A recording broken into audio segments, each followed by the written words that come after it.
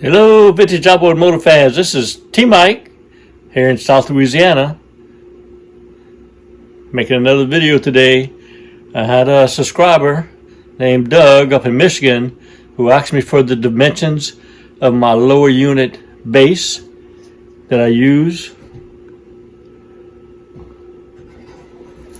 to work on my lower units. So I thought I'd make a short video for Doug and anybody else who wants to make their own DIY lower unit Gearcase holder stand. So if everybody's ready, I'm gonna do that now. Here we go. Okay, Doug, here's the dimensions. 23 inches long for the whole thing.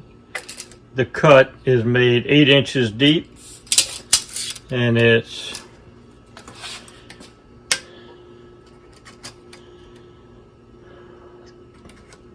about 4 inches wide at the deepest part, and it goes in 8 inches.